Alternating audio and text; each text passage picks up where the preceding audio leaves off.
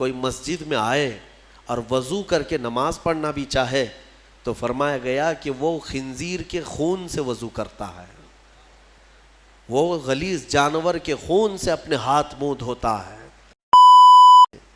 میں آپ کو بتاتا ہوں قرآن پاک کی آیت۔ اللہ تعالیٰ قرآن میں فرماتا ہے یا ویلتا لیتنی لم اتخذ فلانا خلیلا۔ کچھ لوگ قیامت کے دن پکاریں گے اے کاش میں فلاں کی دوستی نہیں کیا ہوتا تو کتنا اچھا ہوتا۔ صرف دوستی کرنے کی وجہ سے کچھ لوگ جہنم میں جا رہے ہوں گے۔ ہاں، کچھ لوگ صرف اس لیے پکڑے گئے ہوں گے کہ تمہاری سنگت بری تھی، تمہاری صحبت خراب تھی۔ ہاں، تم فواہشات کرتے تو نہیں تھے لیکن فواہشات کرنے والوں کے ساتھ کھڑے ہوتے تھے، ان کی صحبت میں کھڑے ہوتے تھے۔ جوا کھیلتے نہیں تھے لیکن جواریوں کے ساتھ بیٹھتے اٹھتے تھے اور جوا دیکھ کر کے خاموش رہتے تھے۔ قیامت کے دن ان کی بھی پکڑ ہوگی اور انہیں کھینچ کر فرشتے لے جا رہے ہوں گے۔ وہ پکاریں گے میرا کیا قصور ہے، میں کیا کیا، میرا کیا جرم ہے۔ کہیں گے فلاں کے ساتھ جو تیرا گٹھ بندھن تھا، فلاں کے ساتھ جو تیری دوستی تھی۔ تب یہ پکارے گا یا ویلتا لیتنی لم اتخذ فلانا خلیلا، اے کاش میں فلاں کی دوستی نہیں کیا ہوتا تو کتنا اچھا ہوتا، میں تو بچ گیا ہوتا آج۔ لقد اضلنی عن الذکر، اسی نے مجھے غافل کر دیا، گمراہ کر دیا اللہ کے ذکر سے۔ اس لیے میرے عزیزو ایک بات یاد رکھیں، بہت ساری چیزیں میرے آقا صلی اللہ تعالیٰ علیہ وسلم کی حدیث سے میں تمہیں ثابت کر کے بتاؤں۔ حضور نے فرمایا برے آدمی کی صحبت میں بیٹھنا ایسے ہی ہے جیسے کوئلے کی کان میں جا کر آنا۔ کوئلے کی کان میں اگر تم سفید کپڑا پہن کر کے جاؤ گے اور آؤ گے، نہ کوئلہ اٹھاؤ نہ کوئلے کی کان میں کام کرو، لیکن تمہارے جا کر آتے ہی تمہارے سفید کپڑوں پر کالک لگ ہی جائے گی۔ اور حضور اکرم صلی اللہ علیہ وسلم کی حدیث کا مفہوم یہ بھی ہے۔ اور اچھوں کی صحبت میں بیٹھنا ایسے ہی ہے جیسے عطر کی دکان میں جا کے آنا۔ عطر لگاؤ نہ لگاؤ لیکن دکان میں جا کے آنے کے بعد تھوڑی بہت کپڑوں میں خوشبو آئی جاتی ہے۔ کیسی مثالوں سے میرے آقا نے فرمایا۔ اسی طرح دنیا میں تم اگر صالحین کی صحبت میں بیٹھتے اٹھتے ہو، اچھوں کی صحبت میں بیٹھتے اٹھتے ہو، تو اس کا اثر اتنا ہوتا ہے کہ قیامت کے دن جہاں وہ جا رہے ہوں گے فرشتے تمہیں بھی وہیں پر بھیج دیں گے۔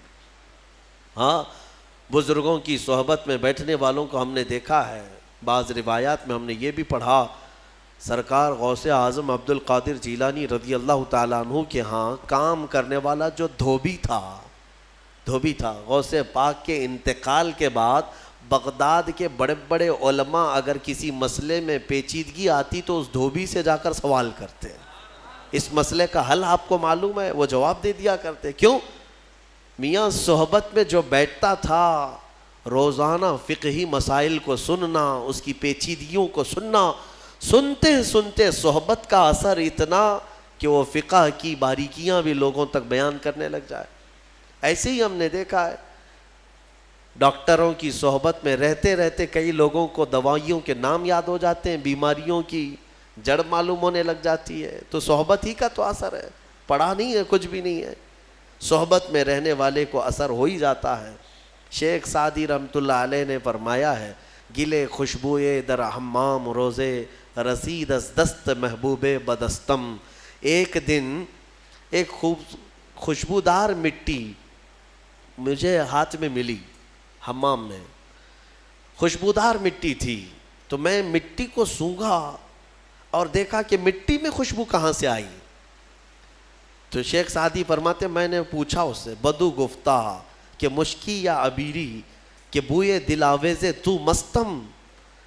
میں نے مٹی سے پوچھا تو مشک ہے یا عنبر ہے، تیری خوشبو سے میرا دل مست ہو رہا ہے۔ گفتہ کہ من گلے ناچیز بودم وہ لیکن مدت باگل نشستم۔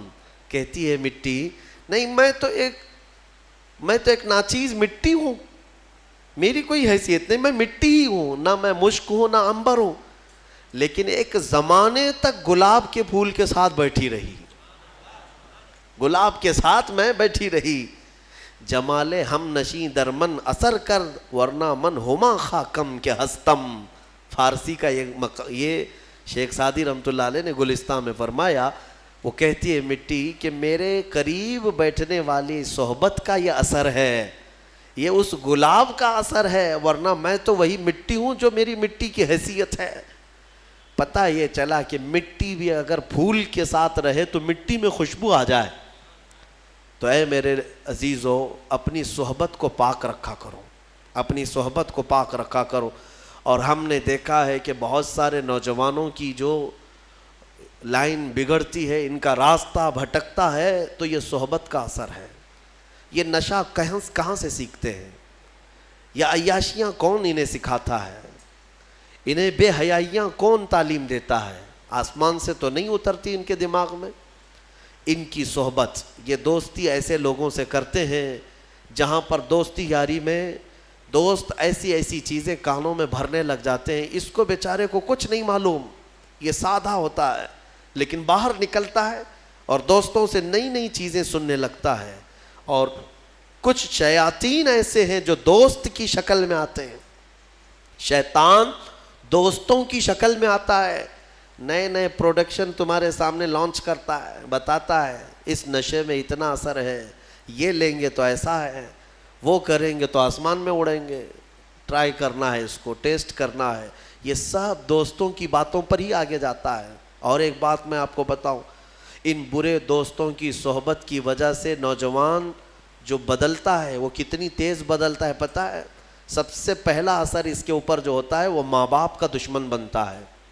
ماں باپ کا دشمن بنتا ہے. اب اس کو ماں بھی اچھی نہیں لگتی, باپ بھی اچھے نہیں لگتے, لیکن دوست اچھے لگنے لگتے ہیں. وہ دوستوں کے لیے ماں باپ سے چوری چھپے باہر بھاگنے لگتا ہے. اور اگر باپ ٹوک دے کہ فلاں کے ساتھ تو کیوں رہتا ہے, اس کو الجھن ہونے لگتی ہے. میرا باپ تو ہر بار کٹ کٹ کرتا ہی رہتا ہے, مجھے جینے نہیں دیتا, دوستوں کے ساتھ بیٹھنے اٹھنے نہیں دیتا. تمہیں پتہ نہیں ہے کہ باپ جو تمہیں روکتا ہے اس کی نظریں دیکھ رہی ہیں کہ تو گڑھے میں گرنے جا رہا ہے. بہت سارے نوجوانوں کو ہم نے بڑے شہروں میں بگڑتے دیکھا, بلکہ اپنے ہاتھوں سے جہنم خریدتے دیکھا ہے. ہاں, وہ برباد ہو چکے, برباد ہوئے ہیں. اسی لیے میرے عزیزوں, اپنی صحبت کو پاک رکھو. قیامت کے دن تمہاری پکڑ ہوگی. جوا جہاں کھیلا جاتا ہے, کچھ لوگ سمجھتے ہم تو نہیں کھیلتے, دیکھنے کے لیے بیٹھے.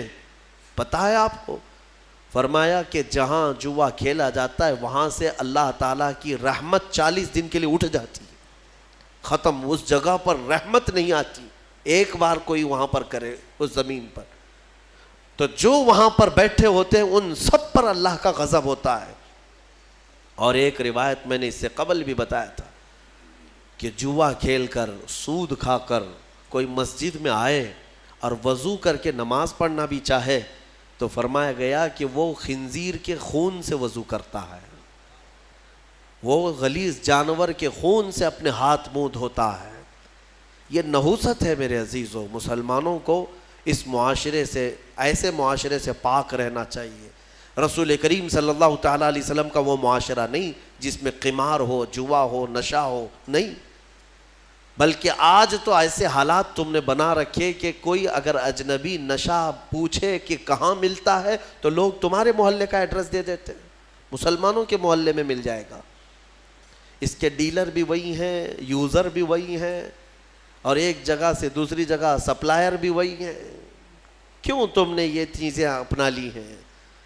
عزیزان گرامی, امت مصطفیٰ میں ہونے کا میں تمہیں واسطہ دیتا ہوں. تمہاری یہ سارے کرتوت میرے نبی کی نگاہوں سے پوشیدہ نہیں ہیں. حضور پاک صلی اللہ تعالیٰ علیہ وسلم جب اپنے امتیوں کو یہ حالات میں دیکھیں تو کیا حضور کو ایذا نہیں پہنچتی, تکلیف نہیں ہوتی, اذیت نہیں ہوتی؟ بچو اور صحبتوں کو پاک کرو. میں اپنی گفتگو کو سمیٹتے ہوئے سورہ نمل کی چند باتیں تمہارے سامنے رکھتا ہوں. سورہ نمل, نمل چونٹی کو کہتے ہیں, عربی میں نمل چونٹی کو کہتے ہیں. ایک چونٹی کا ذکر آیا ہے اسی لیے اس سورہ کا نام نمل ہے. اور اس میں اللہ تبارک و تعالیٰ نے حضرت سلیمان علیہ السلام کا وہ واقعہ بیان فرمایا ہے. اللہ تبارک و تعالیٰ نے فرمایا, سلیمان علیہ السلام اللہ کے ایک ایسے نبی ہیں جن کو اللہ تعالیٰ نے علم و حکمت بہت زیادہ نوازا اور دنیا کی حکومت عطا فرمایا.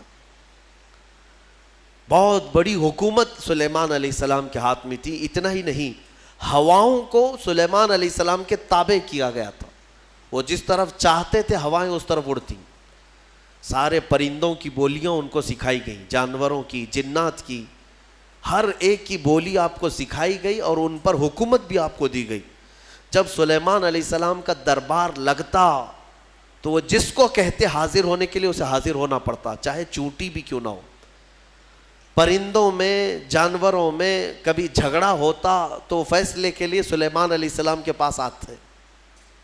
جانوروں کے بھی فیصلے حضرت سلیمان علیہ السلام کیا کرتے. ایک مرتبہ ایسا ہوا کہ سلیمان علیہ السلام اپنے لشکریوں کے ساتھ کسی جگہ گزر رہے تھے اور وہ چونٹیوں کی آبادی سے گزرنے والے تھے. ابھی کافی دور تھے، 1 میل دور. تو چونٹیوں نے محسوس کر لیا کہ سلیمان علیہ السلام آ رہے ہیں. تو ان کی جو ملکہ ہے چونٹیوں کی، وہ کہتی ہے قالت نملۃ یا ایھا النمل ادخلوا مساکنکم لا یحطمنکم سلیمان وجنودہ وہم لا یشعرون. چونٹی کہتی ہے، بڑی والی جو چونٹی تھی ان کی ساری چونٹیوں سے، کہ اے چونٹی کو اپنے اپنے سوراخوں میں چلی جاؤ، اپنے گھروں میں اندر داخل ہو جاؤ، اس لیے کہ سلیمان علیہ السلام اور ان کا لشکر آ رہا ہے، کہیں وہ بے خبری میں تمہیں روند کر نہ چلے جائیں. یہ چونٹی نے کہا اور ساری چونٹیاں دوڑنے لگیں. لیکن قرآن میں اللہ فرماتا ہے فَتَبَسَّمَ ضَاحِكًا مِّن قَوْلِهَا. حضرت سلیمان علیہ السلام اس چونٹی کی بات پر ہنس پڑے، مسکرائے. 1 میل دور سے سلیمان علیہ السلام چونٹی کی آواز سن رہے ہیں، چونٹی کی بات کو سن رہے ہیں اور اس پر مسکرا بھی رہے ہیں. میرے عزیزو، یہ عام انسانوں کی بات نہیں، یہ نبیوں کی طاقت کی بات کر رہا ہوں. اللہ تعالیٰ نے انہیں وہ ظرف دیا ہے، وہ کان دیا ہے جس کے بارے میں ہم کہتے ہیں دور و نزدیک کے سننے والے وہ کان لالے کرامت پہ لاکھوں سلام. ہم یہاں سے پکارے وہ وہاں سے سنے، مصطفیٰ کی سماعت پہ لاکھوں سلام. ہمارا موقف اور ہمارا عقیدہ قرآن کے مطابق ہے یا نہیں؟ جب سلیمان علیہ السلام جو بنی اسرائیل کے نبی ہیں چونٹیوں کی پکار سنتے ہیں تو جو سب نبیوں کے سردار ہیں کیا امتیوں کی پکار کو نہیں سنیں گے؟ حضور پاک صلی اللہ تعالیٰ علیہ وسلم یقیناً اپنے ہر امتی کی آواز کو سنتے بھی ہیں. خود میرے آقا نے فرمایا ہے کہ جب کبھی کوئی درود پڑھتا ہے تو اس کے درود کو میں خود اپنے کانوں سے سنتا ہوں. اللہم صلی علی سیدنا محمد وعلی آلہ واصحابہ وبارک وسلم صلاۃ دائمۃ سرمدا ابدا. سلیمان علیہ السلام کے ساتھ ایک بار ایسا ہوا کہ آپ کا دربار لگا تھا، سارے لوگ حاضر تھے، جنات بھی ہیں وہاں پر، چرند پرند جانور حیوانات سب حاضر ہیں. سلیمان علیہ السلام سب کی خبر گیری کر رہے تھے. اس میں ایک پرندہ ہدہد نہیں تھا. ہدہد ایک پرندہ ہے، اونچی اڑان اڑتا ہے، بہت تیز اڑتا ہے. سلیمان علیہ السلام نے دیکھا اور پوچھا کہ یہ ہدہد پرندہ غائب ہے، کہاں ہے؟ سارے تو حاضر ہو گئے، وہ نہیں آیا. فقال ما لی لا اری الہدہد. حضرت سلیمان علیہ السلام کہتے ہیں کیا ہوا ہے ہدہد کو؟ یہاں میں نہیں دیکھ رہا ہوں اس کو، کہاں گیا؟ لأعذبنہ عذابا شدیدا او لأذبحنہ او لیأتینی بسلطان مبین. اگر وہ اس کے بعد آئے گا سخت سزا دوں گا، یا تو اس کو ذبح کر دوں گا، یا تو پھر کوئی معقول وجہ لے کر کے آئے، کوئی عذر ہونا چاہیے کہ محفل میں کیوں نہیں آیا، وہ نبی کی محفل ہے. تھوڑی دیر گزری تھی، اس کے بعد ہدہد آ گیا اور پھر اس کے بعد حضرت سلیمان علیہ السلام کے پاس آ کر اپنی خبر دینے لگا. کیا؟ وہ کہتا انی وجدت امرأۃ تملکہم وأوتیت من کل شیء ولہا عرش عظیم. اے اللہ کے نبی، میں جو غائب تھا اس کی وجہ یہ ہے کہ میں اڑتے اڑتے ایک ایسے ملک میں پہنچ گیا جہاں میں نے دیکھا کہ ایک خاتون لوگوں پر حکومت کر رہی ہے، ایک لیڈی حکومت کر رہی ہے. وہ عورت، اس کو اللہ تعالیٰ نے بہت مال و دولت سے نوازا ہے، مردوں پر وہ حکومت کر رہی ہے. وجدتها وقومها يسجدون للشمس. لیکن وہ کہتا ہے ہدہد، اس کی بات تو یہ ہے کہ میں نے اس کی قوم کو اور اس کو دیکھا کہ وہ سورج کی عبادت کرتے ہیں، اللہ کو چھوڑ کر سورج کی عبادت کرتے ہیں. پتہ یہ چلا کہ پرندوں کو بھی عجب لگتا ہے کبھی کوئی اللہ کے علاوہ دوسرے کی عبادت کرے. ہاں یہ پرندے بھی ان پر لعنت بھیجتے ہیں, کہاں کہاں جھک رہے ہو تم. اللہ رب العزت جس نے پیدا کیا, سارے پرندے اگر کسی کی تسبیح بیان کرتے ہیں تو رب ذوالجلال کی. قرآن میں اللہ نے فرمایا وَإِن مِّن شَيْءٍ إِلَّا يُسَبِّحُ بِحَمْدِهِ, کوئی چیز دنیا میں ایسی نہیں جو اللہ کی حمد اور تسبیح نہ کر رہی ہو. وَلَكِن لَا تَفْقَهُونَ تَسْبِيحَهُمْ, ہاں یہ اور بات ہے کہ تم ان کی تسبیح کو سمجھ نہیں پاؤ گے. اگر کوا کائیں کائیں کر رہا ہے تو تمہیں کائیں کائیں لگے گا, لیکن وہ اللہ کی حمد بیان بھی کر رہا ہے, اسے سبحان بھی کہہ رہا ہے. تو پرندوں کو بھی عجب لگتا ہے جب سورج کے پرستشوں پجاریوں کو دیکھیں اور آگ کی پوجا کرنے والوں کو دیکھیں تو پرندوں کو بھی تعجب لگتا ہے. سلیمان علیہ السلام کے سامنے آ کر کے اس نے شکایت کیا, میں نے ایک عورت کو دیکھا ہے, اس کا نام سبا بلقیس ہے, اس کا نام سبا بلقیس ہے, اور وہ ایک بہت ہی عالی شان تخت پر بیٹھتی ہے. اس کا تخت بڑا مضبوط ہے, سونے اور چاندی سے جڑا ہوا, 80 گز لمبا 40 گز چوڑا, اتنا بڑا تخت ہے. اور اس کی حفاظت کے لیے جو لوگ مامور ہیں 7 دروازے بنائے گئے ہیں, اس کے اندر وہ تخت رکھا جاتا ہے, اور ہر دروازے پر پہرے دار الگ ہیں, باڈی گارڈ الگ ہے, جو اس تخت کے اندر تک جانے کے لیے بڑی سیکورٹی ہے. تو اس تخت پر وہ بیٹھتی ہے اور اس کو اس پر ناز ہے. حضرت سلیمان علیہ السلام نے اس کو معاف کر دیا, چلو کوئی ایک معقول وجہ تو لے کے آیا ہے. تب پھر سلیمان علیہ السلام نے کہا ایک خط لکھو اس کے نام پر. خط لکھا. حضرت سلیمان علیہ السلام نے پھر اس سے کہا ہدہد سے لے جا اور اس کے پاس ڈال دے یہ خط. خط میں کیا تھا؟ سلیمان علیہ السلام نے اس خاتون کو کہا اس سورج کی پرستش اور غیر اللہ کی عبادت سے نکل آ, اللہ رب العزت کی عبادت کی طرف آ, میں تجھے دعوت دیتا ہوں. یہ خط میں تھا. دین کی دعوت دینا نبیوں کا کام ہی ہے. انبیاء کرام علیہ السلام کا یہی وتیرہ رہا ہے. یہ خط لے جا کر کے سبا بلقیس کے پاس ہدہد نے ڈال دیا. ہدہد کے اس خط کو دیکھ کر کے وہ پڑھتی ہے. اس کے بعد اس میں لکھا ہوا تھا انہو من سلیمان و انہو بسم اللہ الرحمن الرحیم. سلیمان کی طرف سے یہ خط آیا ہے, اللہ کے نام سے شروع جو نہایت مہربان رحمت والا.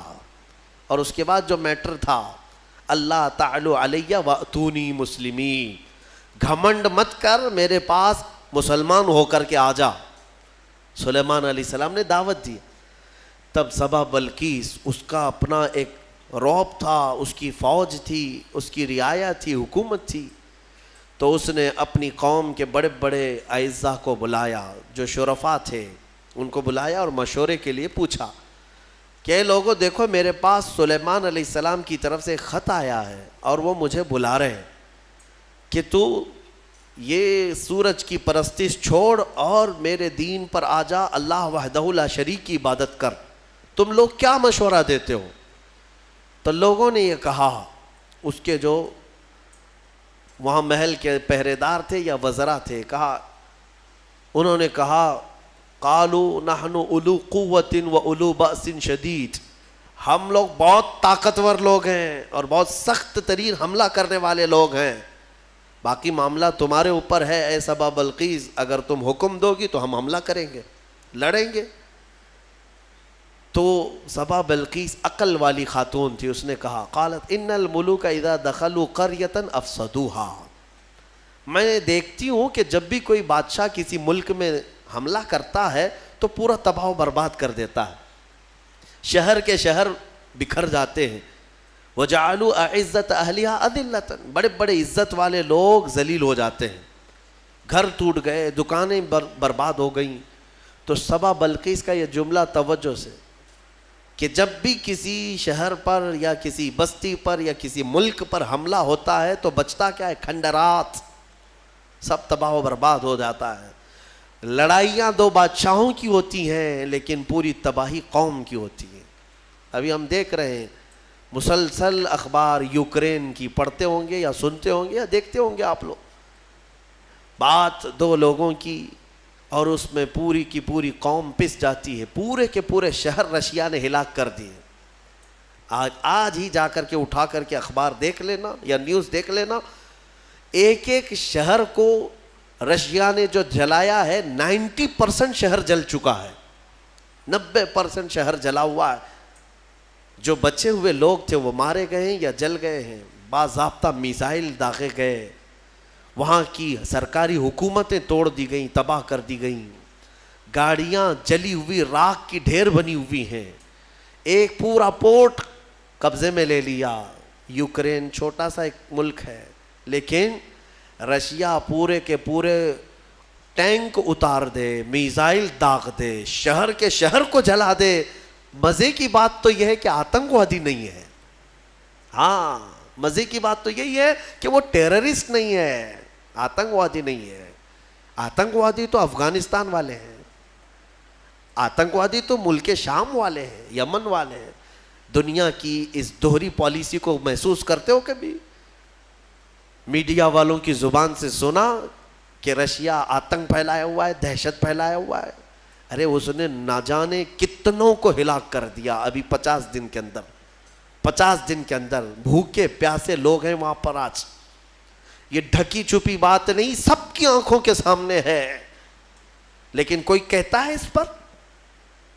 دو سپر پاور لوگوں کی لڑائیاں ہیں، دنیا اس میں بات کرنے سے بھی گھبراتی ہے۔ ہاں کوئی سرکاری کمنٹ نہیں کرے گا ابھی رشیا کے بارے میں کہ تو ٹیررسٹ ہے یا تو آتنکوادی ہے، کیونکہ ان کو بھی اپنے انجام کی فکر ہے، کہیں یہ دادا ہمارے اوپر بھی حملہ نہ کرے۔ تو اس کا مطلب ہے کہ ٹیررسٹ، آتنکواد، دہشت گرد، یہ سب جو جملے ہیں نا، یہ خاص خاص لوگوں کے لیے ہے، خاص خاص لوگوں کے لیے ہے۔ ہاں اپنا ہو تو بیٹا ہے، دوسروں کا ہو تو پٹا ہے۔ ہمارے ہاں کہتے ہیں نا، وہ پٹا دیکھو کیسا ہے، یہ پٹا کیسا ہے، وہ سب پٹے ہیں اور اپنا بیٹا ہے۔ تو ان کی جس سے جمتی ہے ملتی ہے وہ پورا کا پورا شہر تباہ کرے، نہیں امن کے لیے کر رہا ہے وہ، اور اگر کہیں کسی کے ہاتھ میں بلیڈ میں مل گیا تو ارے یہ تو بڑا آتنکوادی ہے۔ یہ ہے دنیا کی پالی۔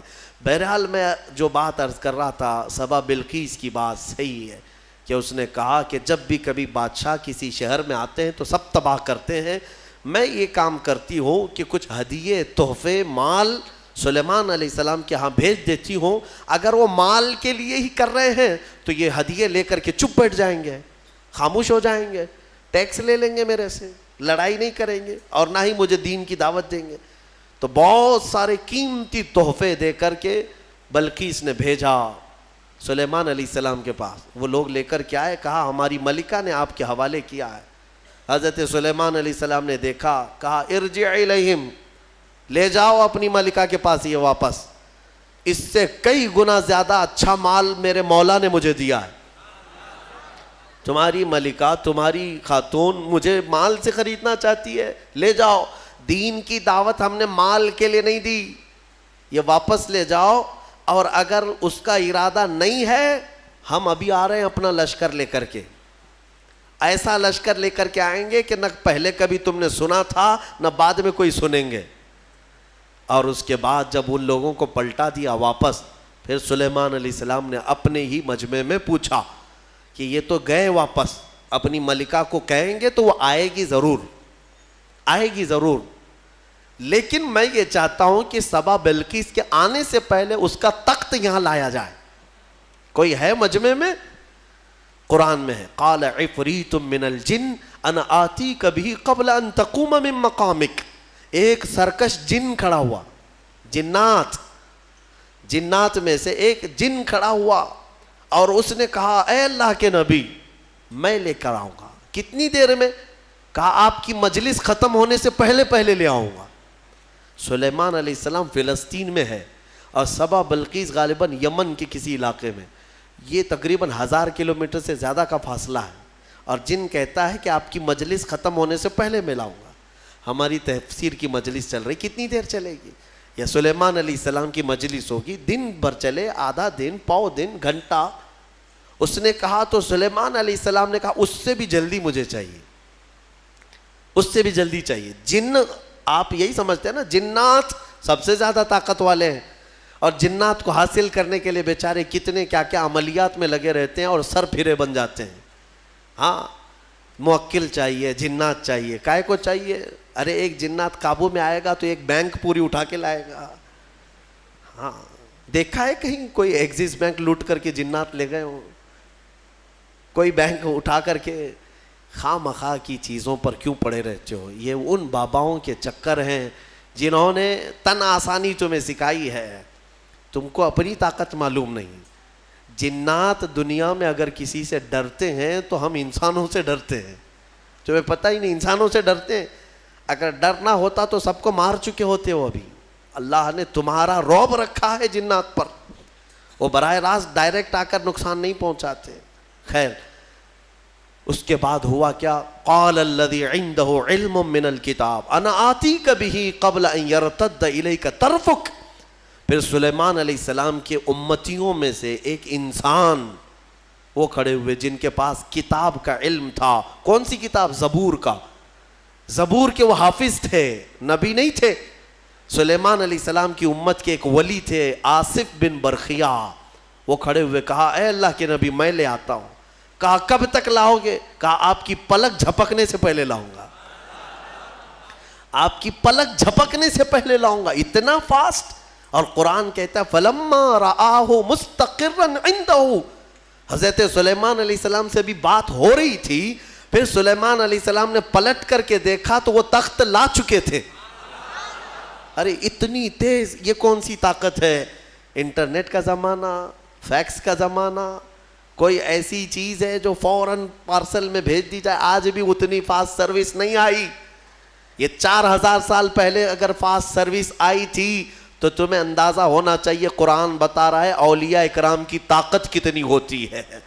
اور اسی کو میں کہتا ہوں، پھر اندازہ کرو بنی اسرائیل کے ایک ولی پلک جھپکنے سے پہلے تخت لا سکتے ہیں، تو امت محمدیہ کے ولی غوث اعظم عبد القادر جیلانی بغداد میں بیٹھ کر کے اگر یہ فرمائیں کہ میرا مرید مشرق میں ہو اور میں مغرب میں ہوں، اگر اس کا سطر کھل جائے، مجھے اس نے پکارا تو میں وہیں سے اس کی سطر پوشی کروں گا۔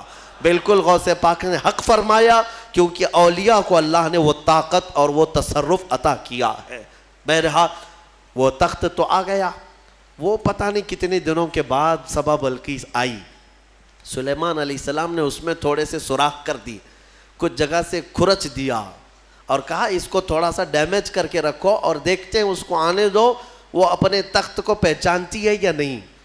وہ آئی بڑا لمبا سفر طے کر کے، اور بلقیس کے آنے کے بعد سلیمان علیہ السلام نے اندر بلایا اور پھر پوچھا کہ یہ تخت کو پہچانتی ہو، یہ تخت جانتی ہو، تیرا تخت بھی ایسا ہی ہے؟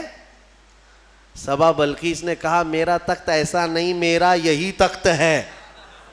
قالت کأنہ ہوا، وہ ایسا نہیں ہے، دکھتا نہیں ہے، یہی ہے، دنیا میں ایسا دوسرا تخت ہے ہی نہیں۔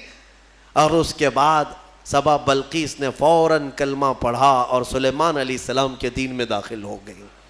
یعنی اپنے غرور میں نہیں، یا گھمنڈ میں نہیں، یا بادشاہت کا نشہ نہیں، بلکہ سلیمان علیہ السلام کے دین پر وہ ایمان لائی، اللہ وحدہ لا شریک کی عبادت میں آ گئیں۔ یہاں تک کہ روایات میں ہے کہ سلیمان علیہ السلام نے سبا بلقیس سے نکاح بھی فرمایا۔ اللہ تبارک و تعالی ان تمام چیزوں سے ہمیں درس لینے کی توفیق عطا فرمائے۔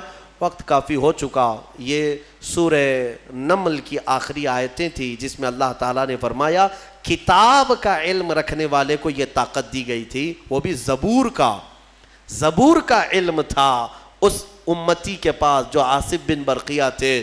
اب اندازہ کرو جس کے پاس قرآن کا علم ہوگا تو اس کی طاقت کا اندازہ کیا ہو سکتا ہے۔ اسی لیے مولا کریم نے تمہارے پاس دنیا کی سب سے بڑی طاقت قرآن عطا کیا ہے۔ خذوا ما آتیناکم، فرمایا پکڑو اس کو مضبوطی سے جو ہم نے تمہیں دیا ہے۔ انشاءاللہ العزیز یہ قرآن کو جس نے مضبوطی سے تھام لیا، پھر تمہاری کھوئی ہوئی عزت و وقار کو بھی تم پلٹا سکتے ہو۔ اللہ کریم ہمیں قرآن کے پیروکاروں میں بنائے اور اس کو سن کر عمل کرنے والوں میں ہمیں شامل فرمائے۔ وآخر دعوانا ان الحمدللہ رب العالمین۔ السلام علیکم۔